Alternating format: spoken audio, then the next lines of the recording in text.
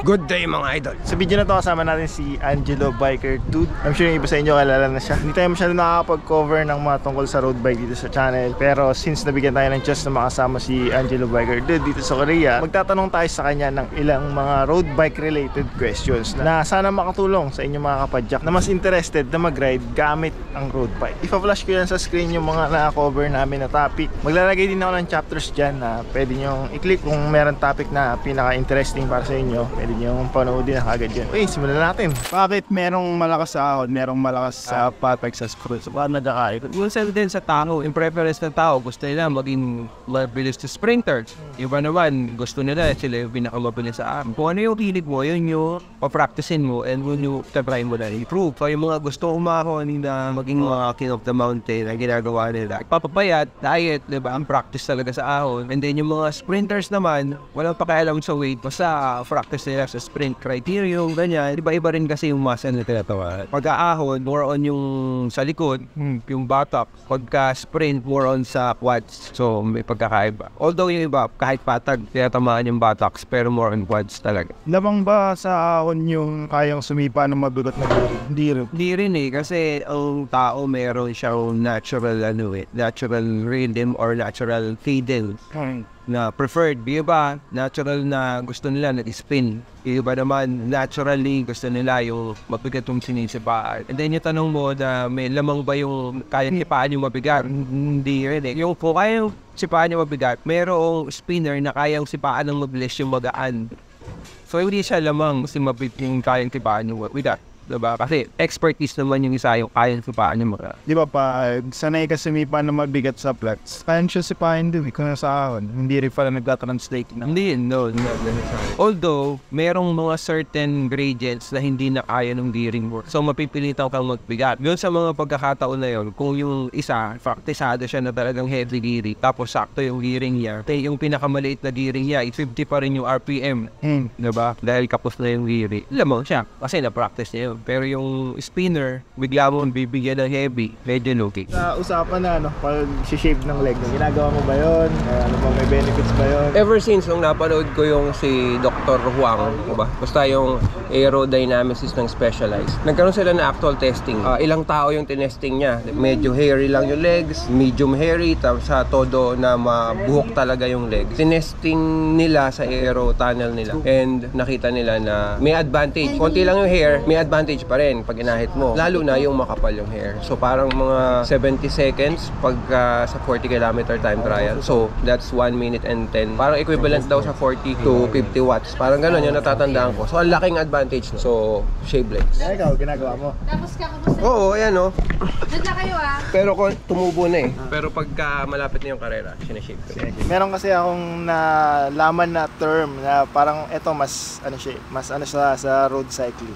Yung word na doping. Ano ba yung doping na tinatawag nila? Dope. Yan yung performance enhancing drugs. Usually, performance enhancing drugs. Tawag nila sa PED ang pinaka Pero doping in general is parang ina-enhance mo artificially yung lakas mo sa cycling and sa other sports din. Ano ba yung klase ng doping na ginagawa? Drugs ba ito? Kailangan mo i-take or ano ba siya? Nako, napakaraming klase ng doping. Nanonood dati ko ng mga cycling documentaries. Siyempre, interested ako kay Lance Armstrong kasi idol ko siya. And ano ba yung talagang reason kung bakit siya ayaw nung ibang mga riders? Yung iba na mga nalaman ko is yung blood doping na tinatawag, EPO. Yan yung pinakasikat na kita ko sa documentary niya, EPO. Pero marami pang iba, hindi lang yung dalawa na yun.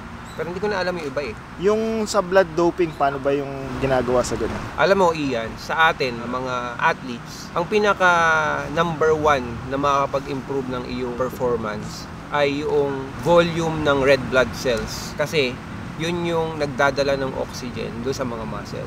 Habang nag-exercise ka kasi, kumukonsume ng oxygen yung muscle natin para ma-convert, punta sa mitochondria, and then yung glycogen ma-convert into energy in combination with oxygen. Marami pang mga ano yun, mga intricacies, pero yun yung pinaka-basic. So ngayon, para mabilis yung maging conversion ng energy, para makapedal ka ng mas matulin, maka-recover ka ng mas mabilis, kailangan mo ng maraming oxygen. So yung blood doping, pinaparami mo yung oxygen sa muscles mo by pinaparami mo yung dugo. Si blood doping, parang ganito yan eh. Ay, isang example na napanood ko nung 2001, 2002 yata. Ginagawa nila, mag-ensayo sila, tapos palalakasin nila yung sarili na hanggang sa mag-peak sila during ensayo. Ngayon, yung blood mo na yon during peak mo, during the ensayo, puno ng ano yun, red blood cells. Napakarami. Kasi ensayado eh. Ang gagawin ng mga athletes, kukuhanin nila yung dugo. Kukuha sila ng dugo. Mga 1 liter, ganun. Or ilang bags yung kukuhanin nila sa katawan nila.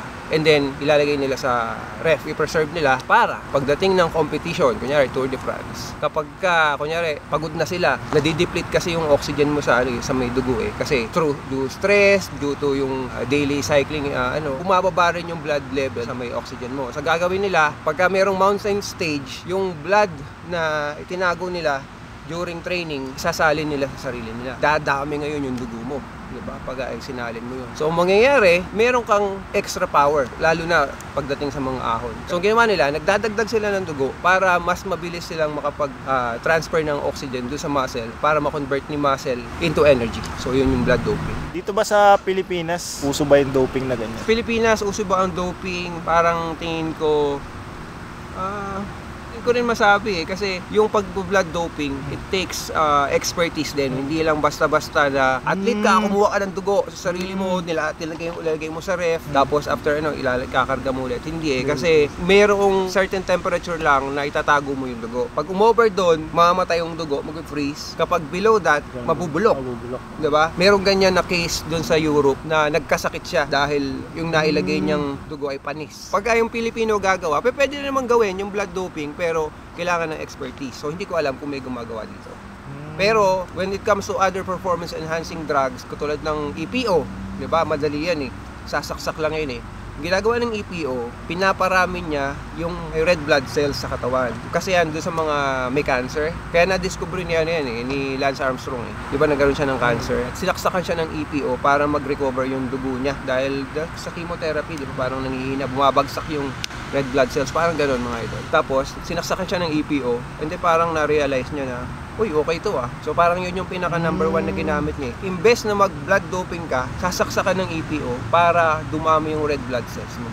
Parang tantamam to magsasaling ka ng dugo sa katawan mo. Pero, nabasa ko rin, may problem din doon. Kasi, pagka nasobra ka ng saksak, masyadong lumalapot yung dugo. Pwede ka mamatay.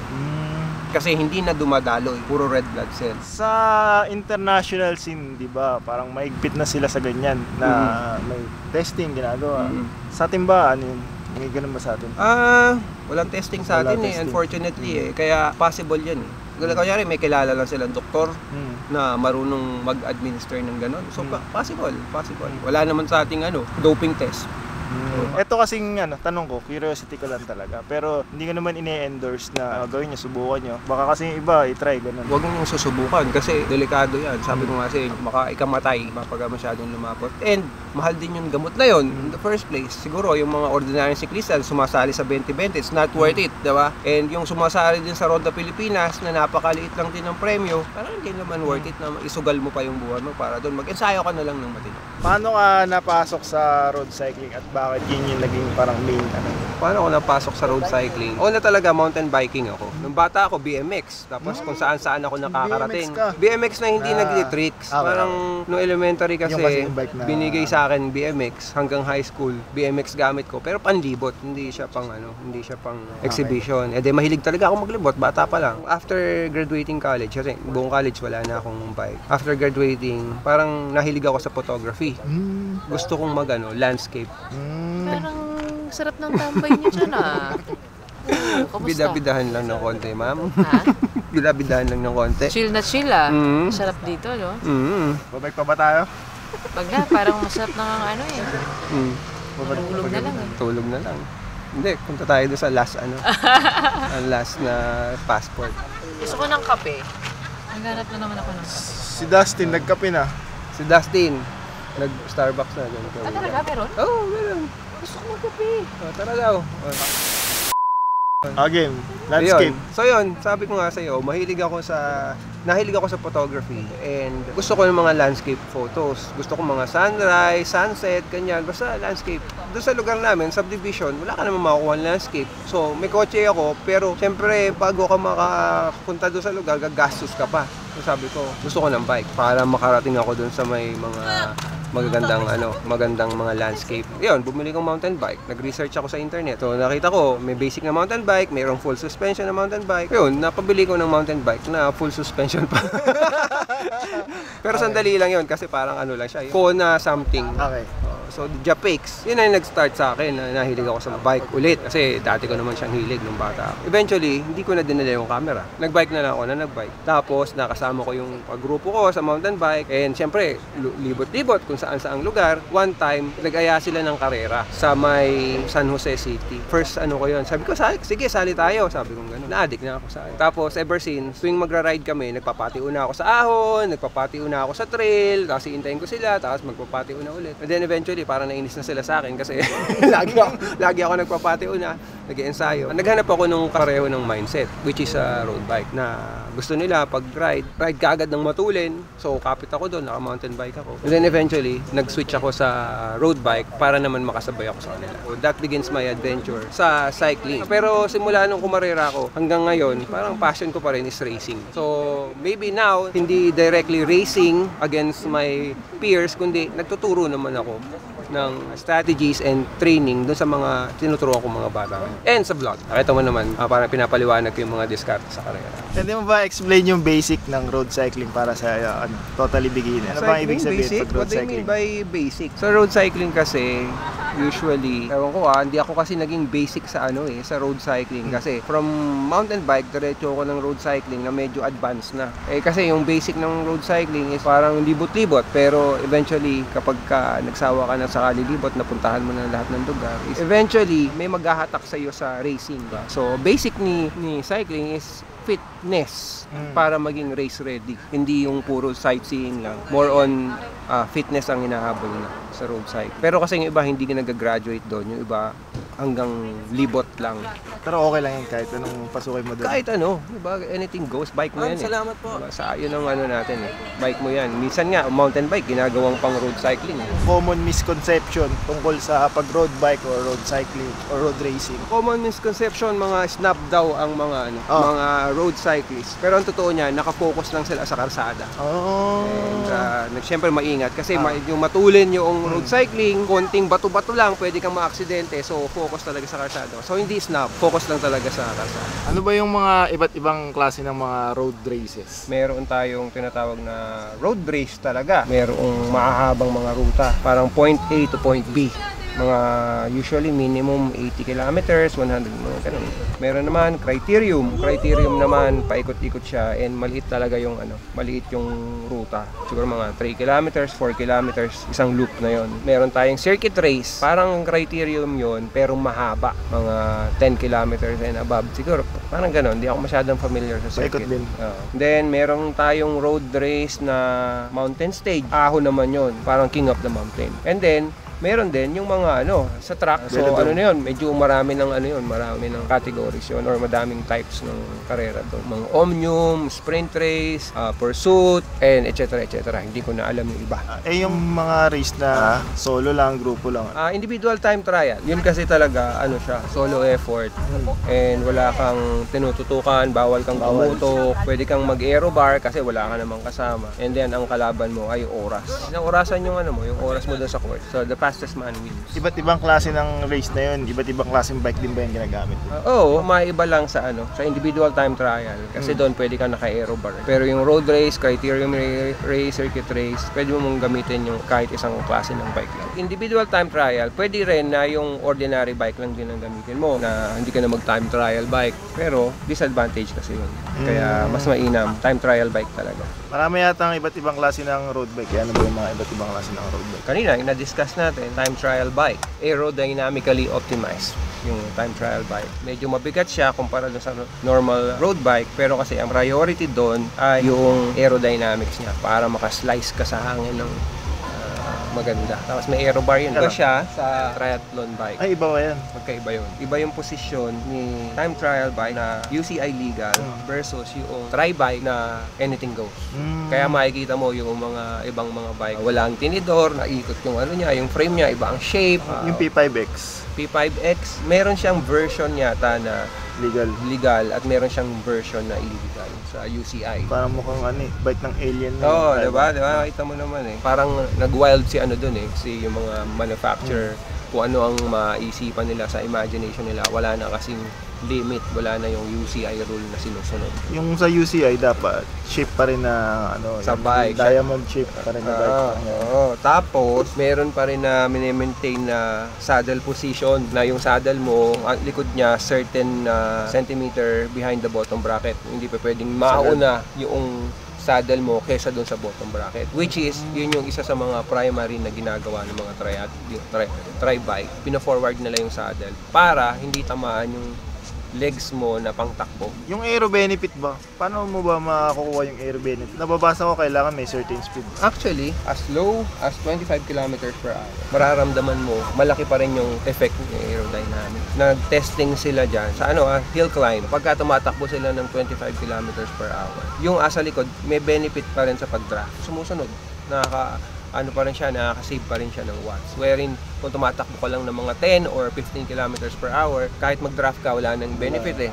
Kasi sobrang tarik na yon para maging ganun ang takbo mo. Pero yung mga 25 km/h, ang laki pa rin nung watts na masisave ng rider na nasa likod. Kasi tayo, di ba, mga siklista, yung mag-improve tayo ng 10 watts, napakalaking bagay na nun. Eh kung ikaw, tututo ka, makakasave ka ng 10 watts, para kang binigyan ng extra 10 watts na, di ba, na energy. Kaya pala pag tututok sa tricycle. Ayun, maraming nasisave yun. Yung tumututok sa tricycle. 25 to 30 ang takbo. Yeah, sarap. Sarap tumutok yan, di ba? Magkukuha ka ng KOM. Tutok ka lang, yung mga takbong 50, pata, gano'n, sarap na. Ano ba yung iba, aside sa aerobike? Aerobike, merong climbing bike na tinatawag. Priority nila ay pagaanin. And yung mga tubes niya ay hindi masyadong aerodynamically optimized. Although, recently, merong mga bagong bikes. Hindi naman bago, siguro 3 years, 4 years na pinag-combine na nila.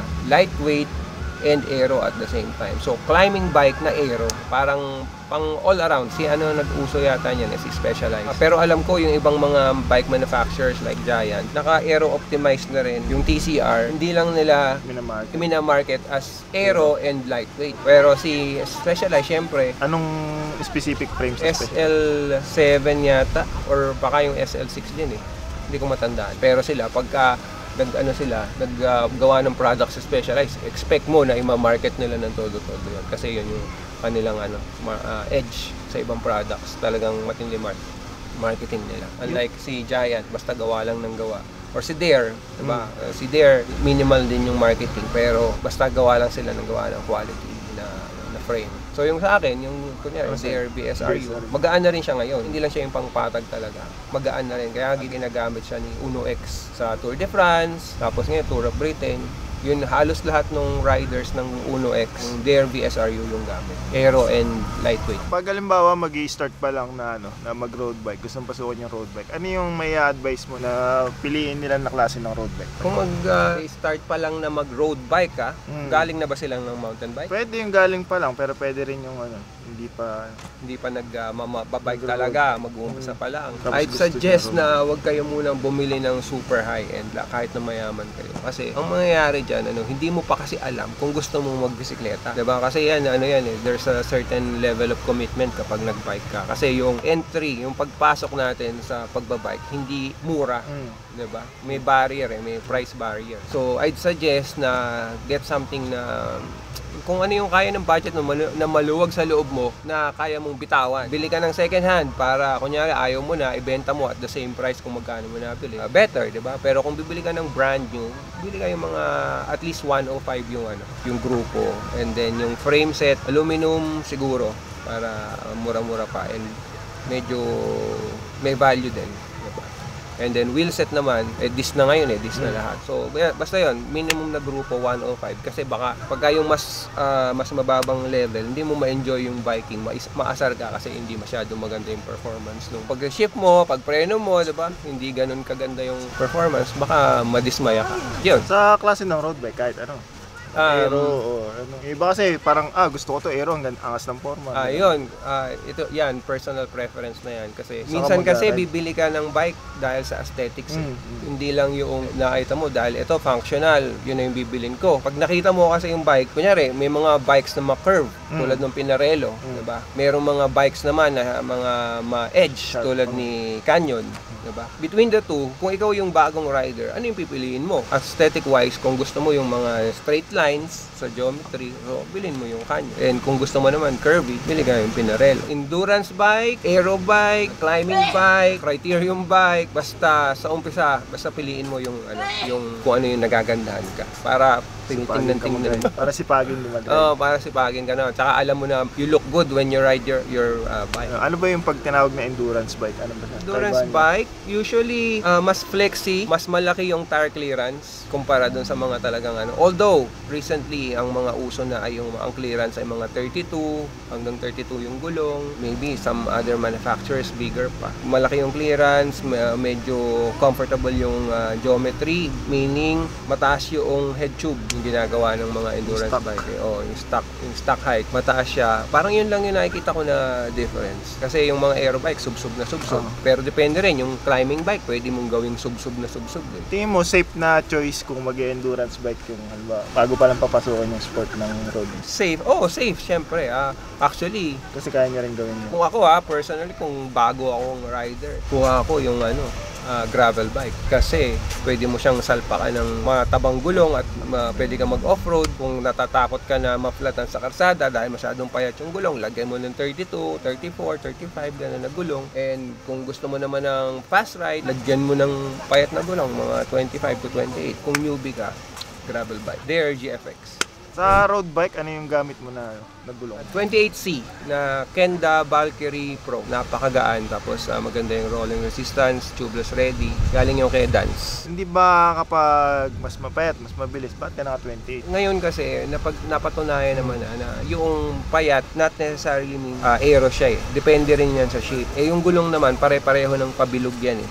So, every tire, pare-pareho ng aerodynamic properties. Kaya ako pinili yung 28. Ano naman siya, para sa rolling resistance. Kasi the rougher the surface na dinadaanan mo, mas importante si CRR, rolling resistance, kaysa kay aerodynamics, lalo na dito sa Pilipinas. Yung mapararamdaman mo yan dumaan ka sa asfalto na black na super kinis, ang daling pumedal Dumaan ka sa simento na walang asfalto, yung pure na simento, yung maputi-puti, tapos may guhit-guhit pa, napakabagal mo, ang feeling mo, di ba, napakabagal mo, napakahirap padyakan. Ngayon, yung si 28C, parang ina-absorb niya yung imperfections na yon dun sa may simento. Imbes na tumalbog-talbog ka, nakatulad nung sa mapayat na gulong, dahil mas mataas ang tire pressure nun, yung gulong ang a-absorb ng imperfection. So, imbes na tumatalbog-talbog ka niyan, parang tumadaan ka sa humps, diretso ka lang. Si gulong na yung nagtatrabaho para sa'yo. So, walang energy loss masyado. Tayo, pag tinatagtag, yung lahat ng muscle natin gumagalaw, pati yung mga taba natin gumagalaw. Energy yun. Ikaw ay nag-i-input ng energy na yun na nasasayang kasi hinaharang ka ng semento. So ngayon, kung 28C, di ka gaganon-ganon, diretso ka pa rin, yung gulong na lang yung gumaganon, which is more efficient kesa yung katawan natin yung yumuyog. Ilan ang tire pressure na ginagamit mo dito?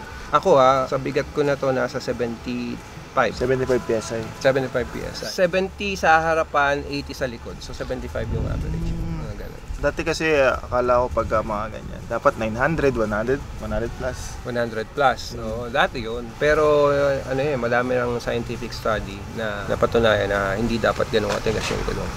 Lalo na bako-bako yung karsada. May nag-comment pala dun sa tatanong kung ano ka daw, kung climber ka daw ba o sprinter ka daw ba? Roller. French word ba yun? French word yun. Ano ibig sabihin nun? All-rounder. Na mas gusto ko yung patag at alon-alon kesa dun sa may pure na ahon and pure na sprint. Meron akong sprint pero hindi siya kasing lakas nung mga pure sprinter. Nung ensayado ko, ganun. Meron akong climb pero hindi kasing bilis nung mga climber na pure climber talaga. Pero pag nasama ako sa breakaway, nag-sprint kami, konti na lang yung kalaban ko, doon ako usually nakakasungkit ng panalo. Anong magandang unang upgrade sa road bike? Unang upgrade sa akin ay group set. Yun talaga yung nararamdaman mo. Sabi nila wheel set daw, 'di ba? Sa looks naman wheel set. Pero kung gusto mo yung nararamdaman mo talaga na upgrade, group set. Saddle din, okay din na upgrade ang saddle para kung masakit lagi ang puwet mo, magpalit ka ng saddle na okay sa'yo. Gawin mo, mag-try ng mga saddle ng mga kaibigan mo. Then kung ano yung tingin mo na comfortable para sa'yo, bilhin mo. Yung ganun. Kailan mo na i-advise na magpa-bike? Pagka seryoso ka na sa cycling, yung tingin mo gusto mo na talaga, hindi yung bibili mo pa lang ng bike fit ka na kagad. Sa akin kasi yung progression ko, ang nagturo sa akin ng bike fit, una internet, pangalawa yung mga tropa ko. Hanggang doon lang, tapos adjust ako yung kung ano yung gusto ko sa fit. Eventually, nung nagpa-bike fit ako, kung ano yung bike fit ko, yun din yung naging final output. Hindi na siya in-adjust. Nakapa ako na nung nagpa-bike fit ako. Kaya sabi ko, okay naman palang sariling fit. Kaso, matagal yung experience. Kung gusto mo shortcutin, seryoso ka na talaga na magbabike ka, tsaka magpa-bike fit. Kung magpa-bike fit ka, doon sa quality, wag doon sa mga wag doon sa hindi quality. Wag doon sa, alam mo na yun. Ano yung gusto mo na maging take away ng mga nanonood sa mga content na ginagawa? Gusto ko lang naman na pagka nagsawa na sila sa channel ko, hopefully natuto sila na ako marera, safety, and syempre number one, yung maging humble pagka meron na kayong mga achievement, kasi madami yung mayabang pagka nananalo na ng konti-konti. So stay humble and hayaan nyo na yung mga peers ninyo ang mag-recognize sa inyo at huwag nyo iangat yung sarili ninyo. Kaya mong iangat ka ng mga kasama mo. Yun no. Saan ka namin makikita? Sa Korea. Ano ni? Channel? Angelo Biker Dude. Sa Facebook? Angelo Biker Dude. Instagram? Angelo Biker Dude. TikTok? Angelo Biker Dude.